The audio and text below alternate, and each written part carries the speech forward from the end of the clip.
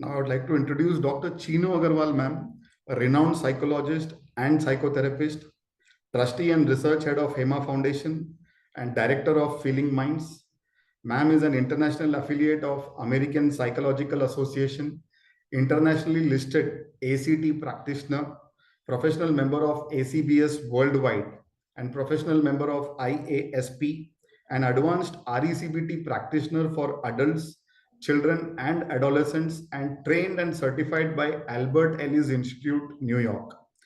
Ma'am is also trained and certified in CBT, DBT, and MI, a Diamond Leadership Coach trained by Dr. Julie Diamond, and a Gottman Relationship and Parenting Coach trained by Dr. John and Dr. Julie Gottman. Ma'am is a Gottman licensed assessor, IC accreditation, licentiate practitioner for psychometric suite of instruments for career counseling in US, UK, Australia, and Asia by CPP Palo Alto, USA. Last year, Dr. Chino ma'am was invited to University of Cambridge for a talk on mental health and wellness. And very recently, last month, Dr. Chino ma'am had represented our country in the invited symposium on spirituality and psychological well-being at the 33rd International Congress of Psychology at Prague in Czech Republic. So welcome to you, Dr. Chino ma'am. Welcome. Thank you so much, Sundarji, and I welcome all of you in today's session. Thank you, Chino ma'am. Thank you. I would now request Dr. Chino Agarwal ma'am to please take it forward from here for the session on social emotional value learning for the values of acceptance and respectfulness. Over to you, Dr. Chino ma'am. Thank you so much. आप सभी यहाँ पर है ना? मुझे आज पता नहीं एक अजीब सी शांति दिख रही है जो एक एंथुजियाज्म होता है सेशन के स्टार्टिंग में. So I hope all of you are here, and as always we are going to have an interactive session to understand these two values. The first one, acceptance. ये जो value है ये cognitive capacity. हमने जो लोग आज नए हैं, पहली बार आए हैं, ऐसे कोई लोग हैं कि जो नए हैं, जो पहली बार हमारा वेबिनार अटेंड कर रहे हैं? If there is anyone who is attending for the first time, can you please tell me in the chat? Yes, there are a few people जो बिल्कुल पहली बार अटेंड कर रहे हैं. उनको मैं बता दूं कि हम लोग 50 टॉपिक्स को लेकर चले हैं. जो प्रिस्क्राइब टॉपिक्स हैं एनसीईआरटी के, जिनको पहले हम वैल्यू एजुकेशन के कॉन्टेक्स्ट में स्कूली बच्चों तक पहुंचा रहे थे, अब हमने उसमें सोशल इमोशनल लर्निंग का भी पैराडाइम ऐड किया है. आप देख सकते हैं एक चार्ट स्क्रीन के ऊपर, जिसमें ऊपर जो ब्लू में लिखा हुआ है 5 कैपेसिटीज हैं: cognitive capacity, social capacity, ethical capacity, emotional capacity और लाइफ स्किल्स. ये 5 कैटेगरीज न्यू एजुकेशन पॉलिसी जो भारत की है उसमें प्रिस्क्राइब की है. उन्होंने कहा है कि अब हम होलिस्टिक डेवलपमेंट पर ध्यान देना चाहते हैं, तो केवल information based, knowledge based education से हटकर एक ओवरऑल डेवलपमेंट बच्चों का कैसे हो सके, जो शारीरिक, मानसिक, भावनात्मक हर तरह से उनके लिए उपयोगी हो. तो ये 5 कैपेसिटीज के ऊपर उन्होंने ध्यान देने के लिए कहा. इन 5 कैपेसिटीज को 3rd ग्रेड से लेकर 12th ग्रेड तक हमने डिवाइड किया और 5-5 टॉपिक्स, हर कैपेसिटी से एक टॉपिक हर ग्रेड में हमने इसमें डाला, इस करिकुलम में इंक्लूड किया. ये जो टॉपिक्स हैं ये सोशल इमोशनल वैल्यू लर्निंग के लिए बहुत ही रेलिवेंट टॉपिक्स हैं और एज अप्रोप्रिएट तरीके से इनको हमने बनाया है. कोविड से पहले तक हम इन वैल्यूज के ऊपर जो भी हमने कार्यक्रम बनाया था उसको हम किताबों के रूप में स्कूल्स में लेकर जा रहे थे, पर कोविड ने हम सबको बहुत कुछ सिखाया और हेमा फाउंडेशन ने भी कोविड के समय में हेम वर्च्यूज पोर्टल को देश को समर्पित किया, जिसमें अब हम पोर्टल के थ्रू ज्यादातर एक्टिविटीज कर रहे हैं। एक बार पीरियड 1 पीरियड 2 वाला चार्ट दोबारा दिखा देंगे तो मैं वहां से शुरुआत करूंगी। हर एक टॉपिक को हमने 4 पीरियड्स में डिवाइड किया, जैसे आप इस चार्ट में देख सकते हैं। जो पहला हमारा एक टॉपिक है, मान लीजिए आज हम एक्सेप्टेंस की बात करने वाले हैं, तो एक्सेप्टेंस के ऊपर एक्सेप्टेंस ग्रेड 7 का कॉग्निटिव कैपेसिटी का वैल्यू है। तो ग्रेड 7 के बच्चे जब पोर्टल पर आएंगे, अगर आपके स्कूल के बच्चे उस पोर्टल पर रजिस्टर्ड हैं, तो वो पहले प्री वैल्यू असेसमेंट करेंगे। प्री वैल्यू असेसमेंट का मतलब होता है इस वक्त उनके अंदर कितना एक्सेप्टेंस है। फिर उसके बाद में एक छोटा सा वीडियो उनको दिखाया जाएगा, इंट्रोडक्शन ऑफ द वैल्यू, जिसमें 4-5 मिनट का ये वीडियो होगा, जिससे उनको इस वैल्यू के बारे में जानकारी मिलेगी। और फिर उसके बाद उन लोगों को उनके विचारों को स्टिमुलेट करने के लिए हम 5-6 क्वेश्चंस एमसीक्यूज के रूप में उनसे सॉल्व करवाएंगे, जिसको हम कहते हैं बिफोर मूवी एमसीक्यू। उसके बाद इस टॉपिक पर हेमा फाउंडेशन ने एक मूवी बनाई है। 20 या 25 या 30 32 मिनट की ये मूवी हम उन बच्चों को दिखाएंगे। ये उन्हीं के जीवन से रिलेटेड मूवी है, जिसको देखने के बाद उनके मन में बहुत सारी भावनाएं, बहुत सारे विचार उत्पन्न होंगे और उसके बाद वो आफ्टर मूवी एमसीक्यू सॉल्व करेंगे।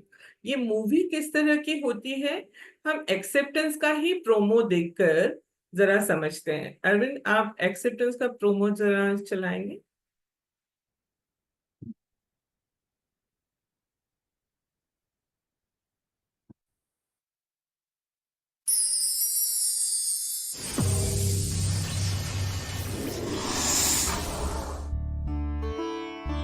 अरे वाह हर्ष, कीप इट अप बेटा।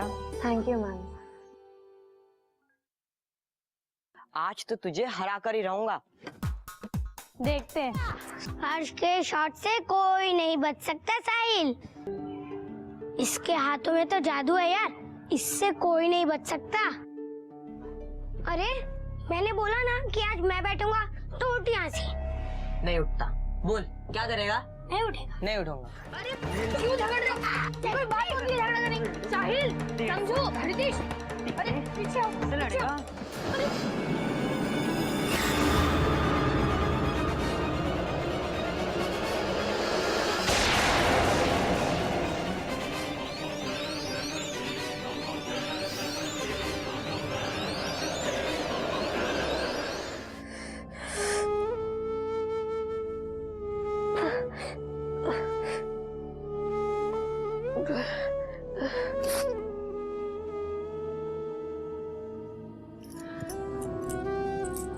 ऐसे कैसे चलेगा हर्ष? अच्छा मेरी तरफ देखो, जिंदगी कभी किसी वजह से रुकती नहीं है, बल्कि गिरते संभलते हमें इसके साथ चलना होता है।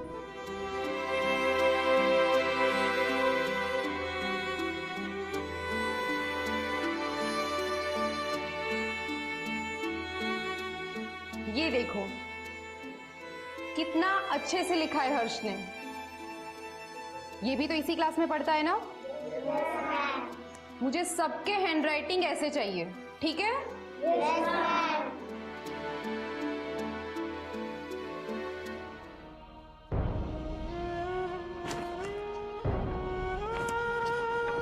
इसके हाथों में तो जादू है यार, इससे कोई नहीं बच सकता। परिस्थिति को अपना कर ही उससे जीता जा सकता है हर्ष। परिस्थिति को एक्सेप्ट करो, अपनी डिसेबिलिटी को नहीं।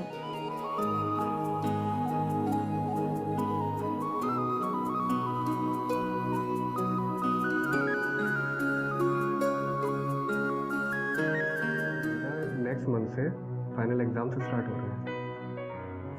अगर तुम चाहो तो क्वेश्चन पेपर लिखने के लिए हम कोई राइटर अरेंज कर सकते हैं।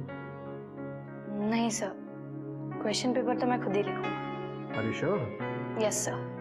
Very good.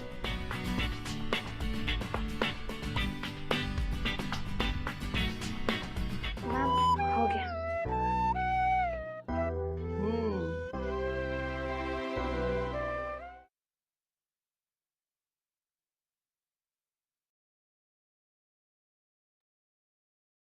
Thank you Arvind. इस तरह की मूवी हम बच्चों को दिखाते हैं, और जब हमने हेमा फाउंडेशन का ये एनजीओ बनाया, ये ऑर्गेनाइजेशन बनाया, इसकी परिकल्पना की, उस वक्त हमारे भाई जी के मन में ये बात आई कि बच्चों को प्रवचन के द्वारा सीख सिखाना बड़ा मुश्किल है। क्यों ना ऑडियो विजुअल के माध्यम से उनके मन पर इस तरह का असर पड़े कि वो उस बारे में सोचने लगे। पीरियड 1 में हम ये सब कवर करते हैं, उसके बाद पीरियड 2 में दूसरी तरह के टास्क, फिर पीरियड 3, फिर पीरियड 4, इस तरह से एक मंथ एक वैल्यू का हमारा ये कार्यक्रम हमने बनाया है। और इसके साथ हमने हर वैल्यू के ऊपर 2 प्रोजेक्ट्स बनाए हैं, जिसमें एक प्रोजेक्ट है इंडिविजुअल, जो बच्चे को खुद करना है, और एक प्रोजेक्ट है ग्रुप प्रोजेक्ट, जो बाकी बच्चों के साथ मिलकर करना है। ये जो एक्सेप्टेंस की वैल्यू है, ये बहुत टफ है हमारे अपने लिए भी। तो बच्चों को अगर हम बचपन से इसके बारे में प्रेरित करें, तो हो सकता है बड़े होते होते उनके अंदर ये स्वीकारता आने लगे। मैं आप सबसे एक प्रश्न पूछना चाहती हूँ, क्या एक्सेप्टेंस और टॉलरेंस, किसी चीज को स्वीकार करना और उसको सहन करना, ये एक ही बात है या अलग अलग है? मुझे चैट में लिख के बताएं।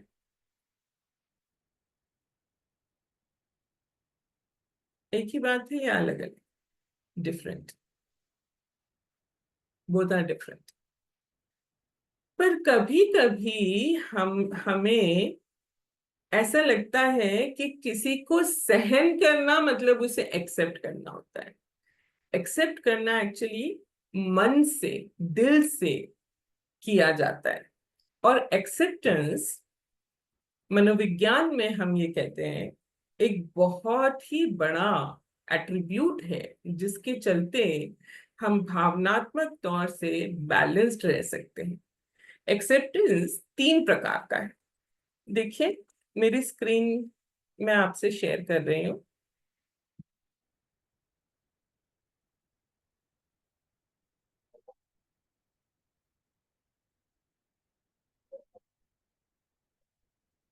जिसमें एक है सेल्फ एक्सेप्टेंस, एक है अदर एक्सेप्टेंस, और एक है life acceptance. Self acceptance, other acceptance और लाइफ एक्सेप्टेंस। सेल्फ एक्सेप्टेंस मतलब अपने आप को अपनी खूबियों और खामियों के साथ साथ स्वीकार करना।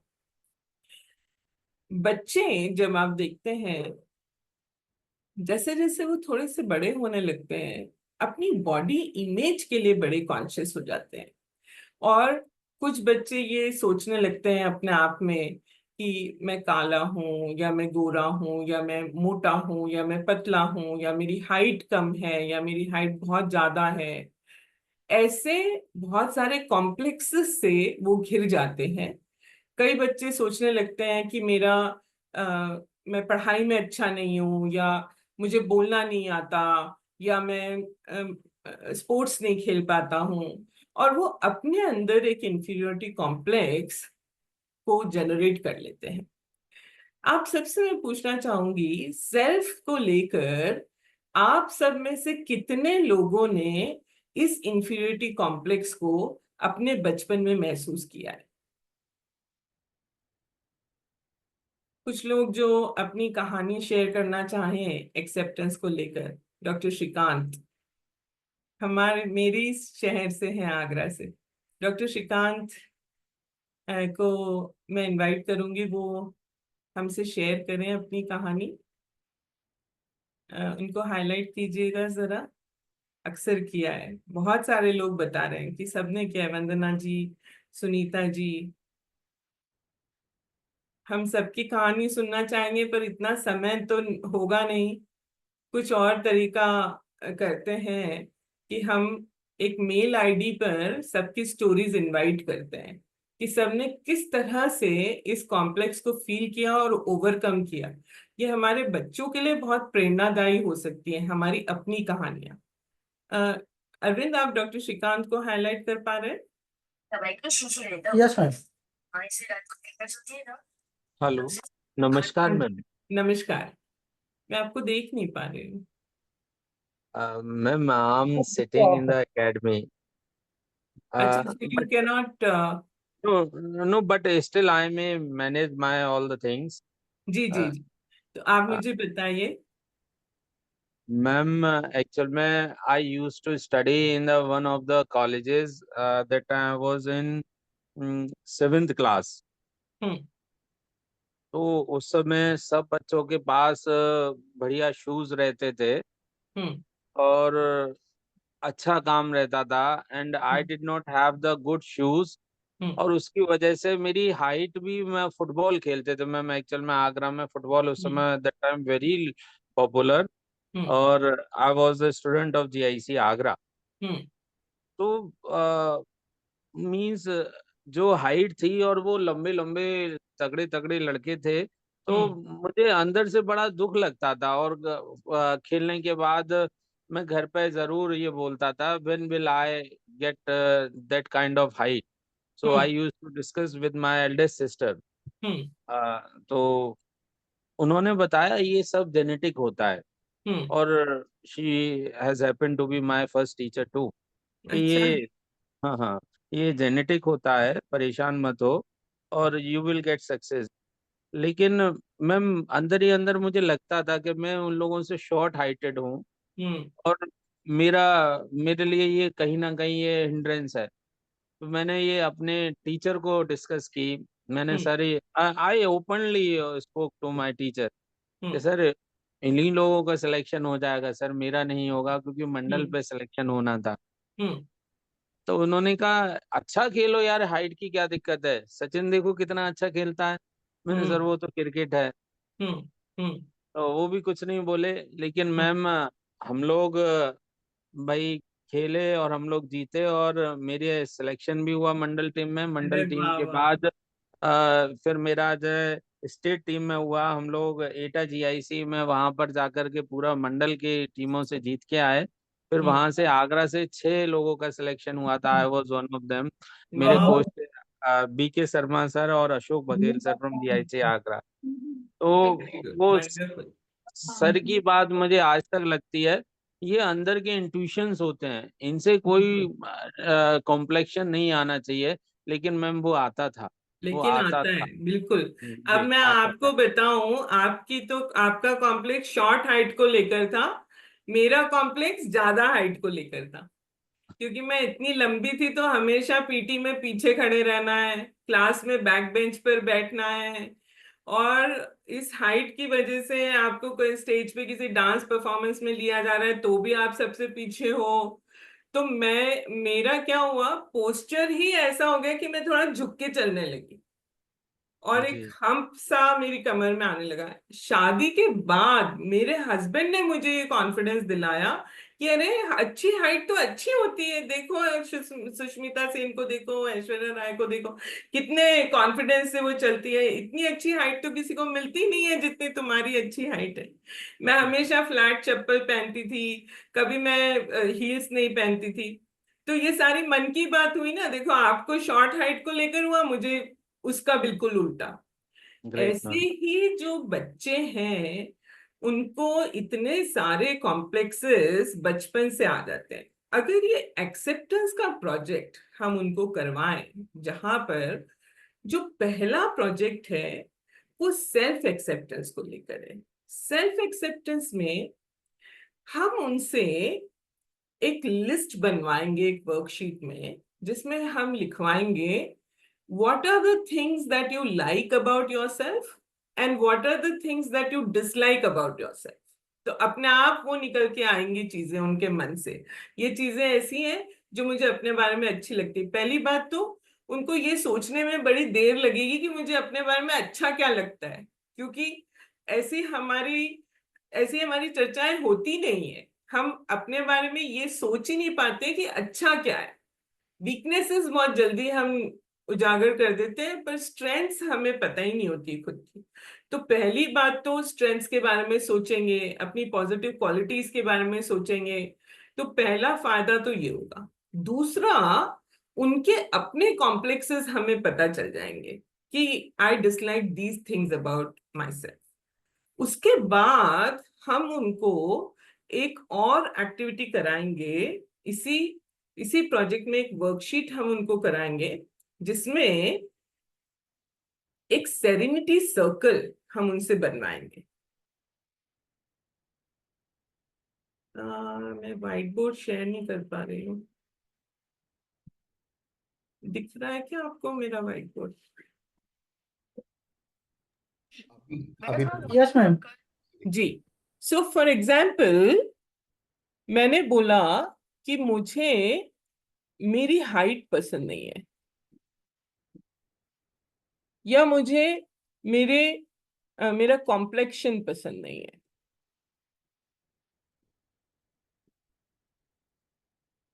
तो इसमें अब हम उनको एक सर्कल बनवाएंगे, सर्कल ऑफ इन्फ्लुएंस, जिसमें हम ये लिखवाएंगे इसमें से कौन सी चीजें ऐसी हैं जिनको आप चेंज कर सकते हो, यू कैन चेंज, और इनमें से कौन सी चीजें हैं विच यू कैनॉट चेंज, जो आपके सर्कल ऑफ इन्फ्लुएंस के बाहर है। जब वो ये क्लासिफाई कर लेंगे, तब हम उनको ये कॉन्सेप्ट सिखाएंगे, there are certain things in life which we can influence, there are certain things in life which we cannot influence। पर हमारी टेंडेंसी पता है क्या है? हम उन चीजों को इन्फ्लुएंस करने की कोशिश करते हैं जो हमारे हाथ में है ही नहीं, उन चीजों को इन्फ्लुएंस करने की कोशिश नहीं करते जो हमारे हाथ में है। जैसे मेरा रिएक्शन मेरे हाथ में है, पर आपका रिएक्शन मेरे हाथ में नहीं है, पर मेरा आग्रह क्या रहेगा कि आप अपना रिएक्शन बदल लीजिए, अपना व्यवहार बदल लीजिए, अपनी सोच बदल लीजिए। वो मेरे हाथ में है ही नहीं, मेरे हाथ में मेरी सोच है, मेरा व्यवहार है, वो मैं बदलूंगी नहीं, और ये आग्रह करती रहूंगी, ये इंसिस्ट करती रहूंगी कि आप बदल जाए। जब हम इस सर्कल ऑफ इन्फ्लुएंस के कॉन्सेप्ट को उनको समझाएंगे और बताएंगे, कुछ चीजें हमारे बारे में ऐसी हैं जो हमारे हाथ में नहीं है। हम कौन से परिवार में पैदा हुए, कौन से देश में पैदा हुए, गांव में पैदा हुए या शहर में पैदा हुए, ये तो हो गया। अब ये हमारी परिस्थिति है, हम ऐसी परिस्थिति में आए हैं। अब इसके आगे क्या, वो हमें सोचना है, ना कि अपनी परिस्थितियों को लेकर और अपने आप को कोसना है या अपने माता पिता को कोसना है।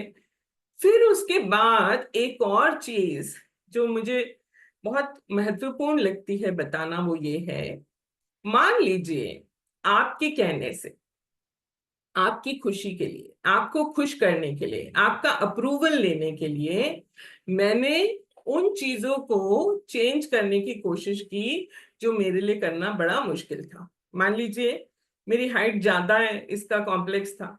मैं किसी ऑर्थोपेडिशियन के पास चली गई और मैंने कहा, डॉक्टर साहब, लोग कहते हैं इतनी लंबी लड़कियां अच्छी नहीं लगती, तो आप मेरी थोड़ी सी हाइट कम कर दीजिए। डॉक्टर साहब ने मुझे समझाया कि नहीं ऐसा नहीं होता है, तो बड़ी डिफिकल्ट सर्जरी है, एक पैर लंबा एक पैर छोटा हो सकता है, ये हो सकता है। मैं कहा नहीं नहीं नहीं नहीं नहीं, आप तो मुझे छोटा कर दीजिए, छोटा कर दीजिए। उन्होंने मुझे छोटा कर दिया। अब मैं बड़ी खुशी खुशी आई कि अब आप लोग खुश हो जाएंगे, पर आपने कहा अरे मैडम पहले अच्छी थी, छोटी होके अच्छी नहीं लग रही। अगर हम दूसरों के हाथों से चलेंगे और उनकी कठपुतली बन जाएंगे तो हमें तो निरंतर इतने बदलाव करने पड़ेंगे और तब भी हम किसी को खुश नहीं कर पाएंगे। तो पहली बात जो हम सीखे इस प्रोजेक्ट से वो है self acceptance, accepting ourselves as we are and progressing from there। उस बेसलाइन से आगे चल के क्या कर सकते आफ्टर दिस बेसिक एक्सेप्टेंस। इसी तरह जो दूसरा एक्सेप्टेंस है अदर एक्सेप्टेंस, उसके लिए हमने एक प्रोजेक्ट बनाया जिसको हम कहते हैं कम्युनिटी सर्कल।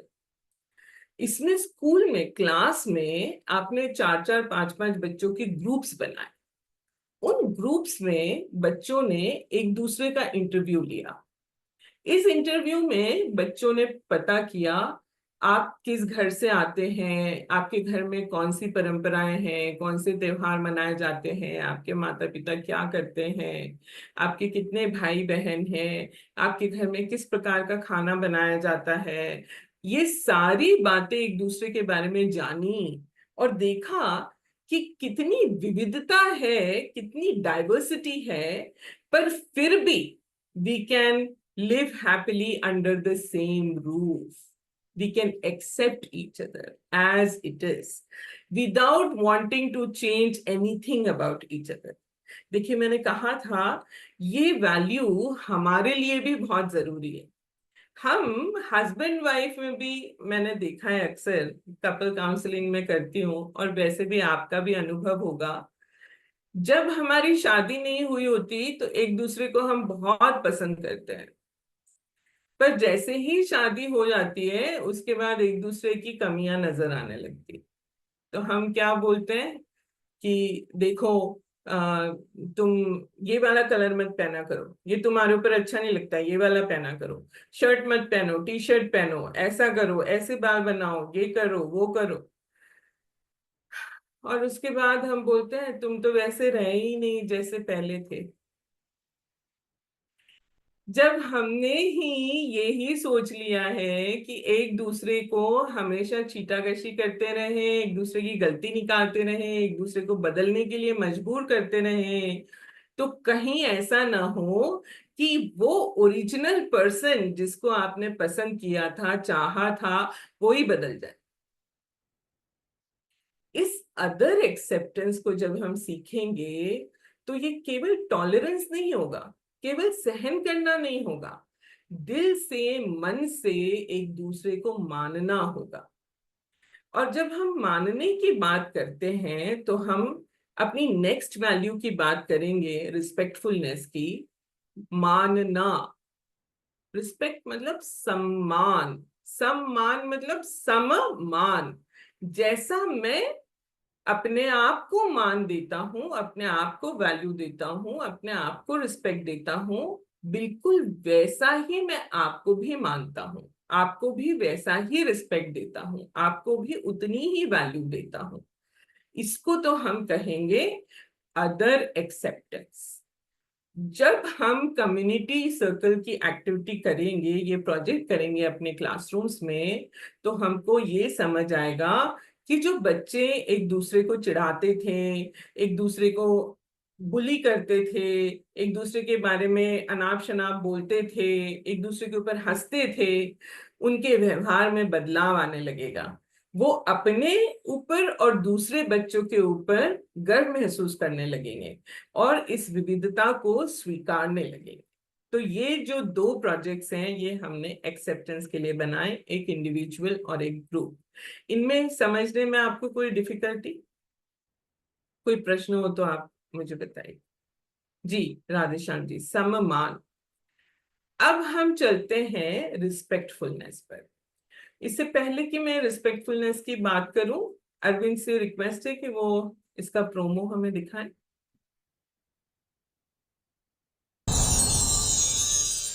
अभी देता हूँ। तुम स्कूल जाते हो? स्कूल? नहीं। तुम इन पैसों का क्या करते हो? पिज्जा बर्गर खाते हो ना? नहीं, मैं इन पैसों से वो सब नहीं खाता। हाँ, मैं इन पैसों से एक दवाई की शीशी लेता हूँ। माँ इसे रात को पीकर सोती है ना, तो उसे सुबह बुखार नहीं होता। अच्छा।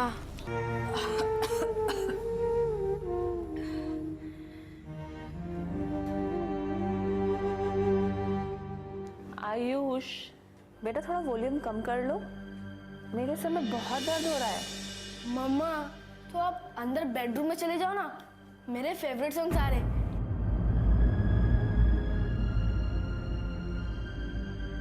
आयुष, बेटे एक गिलास पानी देना। आयुष। क्या पापा, आपने पूरा गेम खराब कर दिया।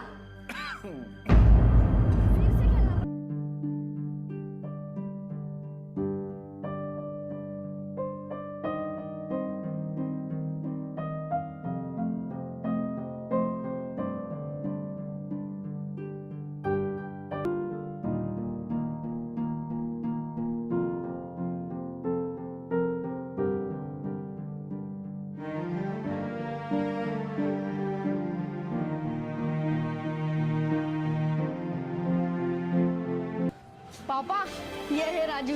हेलो बेटा। नमस्ते। बेटा राजू, आयुष ने तुमसे बहुत कुछ सीखा है। पर हाँ, आयुष बता रहा था कि तुम स्कूल नहीं जाते हो। हाँ, वो माँ की तबीयत खराब रहती है ना, इसलिए। खोल के देखो।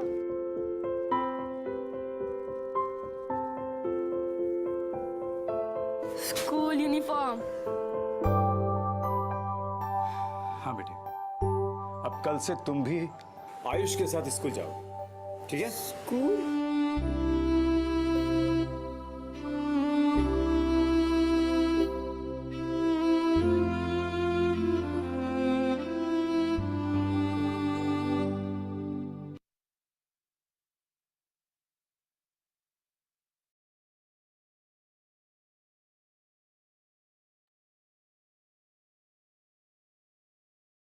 फ्रेंड्स, हमारी ये मूवीज आप सब एक बार देख लीजिए। बहुत अच्छी ये मूवीज बनी है और इन मूवीज के द्वारा हम सीधा बच्चों के मन पर असर कर पाते हैं। जब हम रिस्पेक्टफुलनेस की बात करते हैं तो रिस्पेक्टफुलनेस के जो डायमेंशंस हैं उसमें फिर से सेल्फ रिस्पेक्ट माने अपने प्रति सम्मान और रिस्पेक्ट फॉर अदर्स। जब हम सेल्फ रिस्पेक्ट की बात करते हैं उसको हम कहते हैं स्वाभिमान, अपने ऊपर मान होना, अपने को मानना, अपने को वैल्यू देना। अपने को हम कब वैल्यू दे पाएंगे? जब हम अपने बारे में अवेयर होंगे। किस बारे में अवेयर होंगे? अपनी खुद की योग्यताओं के बारे में अवेयर होंगे, अपने खुद के स्वभाव के बारे में अवेयर होंगे। इस अवेयरनेस के लिए थोड़ा सा समय हमें निकालना पड़ेगा। बच्चों को हम पहली एक्टिविटी जो देते हैं सेल्फ रिस्पेक्ट की, जिसमें हम ये कहेंगे कि start with thinking about 40 of your strengths. 40 strengths अपनी, 40 स्ट्रेंथ्स। आप लोगों को मैं पहले ये एक्टिविटी देती हूँ। आप लोग अभी चैट में अपने बारे में मुझे 2-2 स्ट्रेंथ्स लिख के बताइए फटाफट। आपकी अपनी कौन सी 2 योग्यताएं हैं जिनके ऊपर आपको गर्व है? 2-2 फटाफट। घर जाके आप 40 लिखने की कोशिश करिएगा अपनी डायरी में। Sincerity and dedicated, Sakshi. Soft speaking, truthful, दूसरों की मदद करना, पढ़ना और पढ़ाना, निर्भीकता, patience, determined, my voice, honest and hard working. देखिए, ये है हमारी स्ट्रेंथ्स। जब हम अपनी स्ट्रेंथ्स के बारे में अवेयर होंगे तो अपने प्रति अपना मान बढ़ेगा। तो स्वाभिमान स्टार्ट होता है सेल्फ अवेयरनेस। जब हम अपने आप का मान करते हैं तब हम जल्दी से किसी के कहने से रुष्ट नहीं होते, हर्ट नहीं होते, अपसेट नहीं होते, और उस स्वाभिमान के साथ साथ हमारा आत्मविश्वास, हमारा सेल्फ कॉन्फिडेंस भी बढ़ता है। दोनों कनेक्टेड है। तो इस वर्कशीट में हम सेल्फ अवेयरनेस उनको सिखाएंगे। दूसरा जो प्रोजेक्ट है हमारा वो है रिस्पेक्ट फॉर अदर्स। इस रिस्पेक्ट फॉर अदर्स में हम लोगों ने एक रोल प्ले डिजाइन किया है। ये बहुत ही छोटे बच्चों के लिए है, 3rd स्टैंडर्ड का सोशल कैपेसिटी है ये। तो आपको उनके साथ ये लग के कराना पड़ेगा। जो 40 स्ट्रेंथ्स की एक्टिविटी है उसमें भी आपको माता पिता को इन्वॉल्व करना पड़ेगा उनके। तो वो तो अपने बारे में अभी सोचना सीखे ही नहीं है, तो उनको बताना पड़ेगा, देखो तुम कितना अच्छा बोलती हो, तुम कितना अच्छा गाती हो, तुम ये करते हो, तुम वो करते हो। तो अप्रिसिएशन की भी एक्टिविटी साथ साथ में हो रही है। साथ में टीचर्स भी उनको ये सजेस्ट करें कि these are the things that you do well. अब हम जब दूसरों के प्रति रिस्पेक्टफुलनेस की बात करते हैं, जैसे अभी हमने प्रोमो में देखा, दूसरा भी मेरे जैसा ही ह्यूमन बीइंग है, इंसान है। तो पहली बात तो ह्यूमन डिग्निटी की रिस्पेक्ट कर पाना, ये सोच पाना कि जो तकलीफ मुझे होती है, जिस तरह से मैं व्यथित रहता हूं, या जिस चीजों से मुझे प्रॉब्लम होती है, कष्ट होता है, वो ही सामने वाले को भी होता है। जब हम इसको हम कहते हैं अदर अवेयरनेस। अदर अवेयरनेस में 2 चीजें मुख्यतः आती हैं, एक तो उनकी योग्यता और दूसरा उनके भाव, उनकी फीलिंग्स। उनकी फीलिंग्स को एक्सेप्ट कर पाना, उनको वैलिडेट करना, उनको एक्नॉलेज करना, और साथ ही साथ उनको वैल्यू देना। तीसरी जो बात है इसमें, तीसरा डायमेंशन जो है रिस्पेक्ट फॉर अदर्स का, वो है ओपिनियंस। दूसरों के क्या विचार हैं किन्हीं विषयों के बारे में। जरूरी नहीं है कि आपके और मेरे विचार हमेशा मिलें। मुझे भी वही चीजें पसंद आए जो आपको पसंद आती हो, पर फिर भी डिफरेंस ऑफ ओपिनियन होने के बावजूद एक दूसरे के ओपिनियन की रिस्पेक्ट कर पाना, इसको हम कहते हैं अग्री टू डिसएग्री। ये रिस्पेक्टफुलनेस का एक बहुत ही महत्वपूर्ण अंग है। तो 3 चीजें हो गई इसमें। दूसरों के बारे में अवेयर होना, दूसरों के बारे में अवेयर होने के लिए हमें उन्हें सुनना पड़ेगा, उन्हें समझना पड़ेगा। दूसरा, फिर हमें उनका जो भी उनकी फीलिंग्स हैं उसके बारे में अवेयर होना पड़ेगा, और तीसरा उनके ओपिनियन के बारे में अवेयर होना पड़ेगा, जिससे आप अग्री नहीं भी करो तो भी कोई बात नहीं। तो इस रोल प्ले वाली एक्टिविटी में हमने क्या किया, हमने बच्चों को मम्मी, पापा, टीचर, दादा, दादी, इनके रोल्स दिए। अगर आप फैंसी ड्रेस कर पाए तो और भी अच्छा, उनको वाकई में मूछ लगा दो, उनको साड़ी पहना दो, उनको इस तरह का रोल प्ले क्लास में करवा लो, जिसमें वो उस समय के लिए मम्मी के ही रोल में आ जाएंगे, और मम्मी के रोल में आकर मम्मी के बारे में बताएंगे कि मेरी मम्मी का मैं क्यों रिस्पेक्ट करता हूँ, क्योंकि मेरी मम्मी ये सारे काम मेरे लिए करती है। मैं अपनी टीचर का क्यों रिस्पेक्ट करता हूँ, क्योंकि मेरी टीचर ये सारे काम मेरे लिए करती है। मैं अपने स्कूल के पियोन का क्यों रिस्पेक्ट करता हूँ, क्योंकि मेरे स्कूल का जो पियोन है वो ये काम करता है। तो जो हमारी शिकायत है बच्चों से कि बच्चे आजकल आदर नहीं करते, सम्मान नहीं करते दूसरों का, वो शिकायत हम दूर कर पाएंगे अगर हम उनके मन में ये आदर का भाव जगा पाएंगे। तो ये जो सेकंड वाला प्रोजेक्ट है ये उसके लिए। ये एक्सेप्टेंस और रिस्पेक्टफुलनेस दोनों इंटररिलेटेड हैं, पर दोनों अलग अलग भी हैं कुछ हद तक।